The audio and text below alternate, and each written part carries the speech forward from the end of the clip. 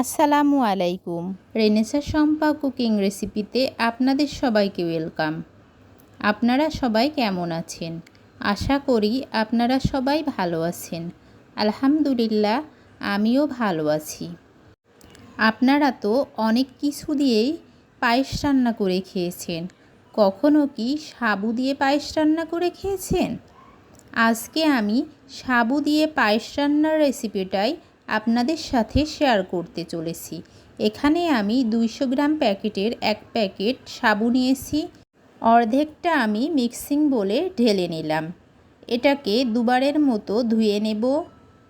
তারপর 1 কাপ পানি দিয়ে 1 ঘন্টার জন্য ভিজিয়ে রেখে দেব।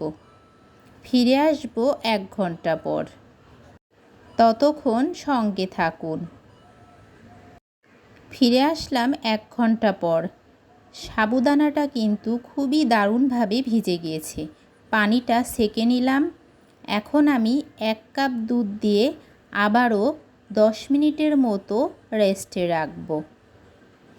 সাবুদানাটা আমি 1 ঘন্টা ভিজিয়ে রেখেছিলাম, তারপরেও কিন্তু সাবুদানাটা আস্ত হয়ে আছে। এর কারণ এটা কিন্তু খুবই ভালো সাবু। আর যদি এটা ভেজাল থাকতো তাহলে কিন্তু সাবুদানাগুলো গলে যেত। ফিরে আসলাম 10 মিনিট পর।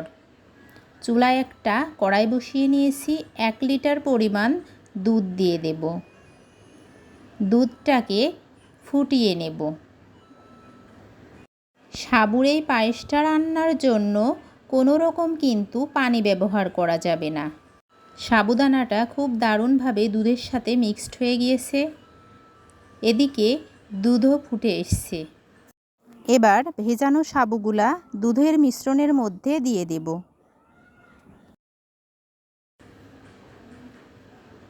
অনবরত নাড়তে হবে, কোনোভাবে যেন কড়াইয়ের সাথে লেগে না যায়।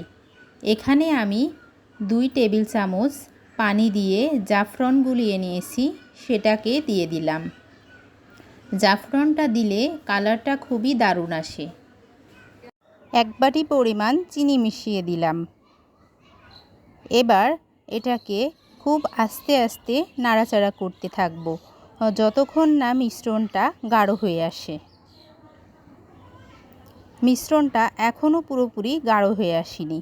আমি আরও 5 থেকে 7 মিনিটের মতো নাড়তে থাকব। যারা আমার চ্যানেলটি সাবস্ক্রাইব করেছেন তাদেরকে অসংখ্য ধন্যবাদ। আর যারা এখনও সাবস্ক্রাইব করেননি, সাবস্ক্রাইব করে আমার পাশেই থেকে যাবেন। মিশ্রণটি হালকা ঘন হয়ে এসছে। আমি আবারও আস্তে আস্তে নাড়াচাড়া করতে থাকব। আমার রেসিপি আপনাদের কেমন লাগছে অবশ্যই কমেন্ট বক্সে জানাবেন। এখানে আমি কিছু কাজু বাদাম এবং চীনা বাদাম ভেজে নিয়েছি, পায়েসের মধ্যে দিয়ে দিলাম। সাথে কিছু কিশমিশও দিয়ে দেব। কিশমিশ এবং বাদাম দেওয়ার কারণে পায়েসের টেস্টটা কিন্তু আরও বেড়ে যায়। এবার চুলাটি অফ করে আমি সার্ভ করে নেব। পায়েসের এই রেসিপিটা খেতে কিন্তু অসম্ভব মজা লাগে। আপনারা অবশ্যই একদিন হলেও ট্রাই করুন। আশা করি আপনাদেরও অনেক ভালো লাগবে।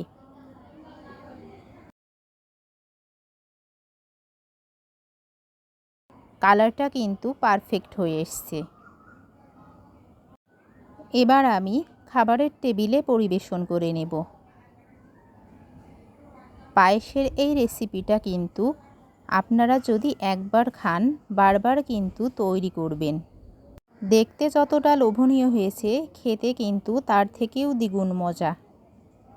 আমি আবারও কিছু কিশমিশ এবং বাদাম পায়েসের উপরে দিয়ে নিয়েছি। 100 গ্রাম সাবু দিয়ে পায়েস রান্নার জন্য অবশ্যই কিন্তু 1 লিটার দুধ দিতে হবে। তাহলে 5 থেকে 7 জন অনায়াসে খেতে পারবেন।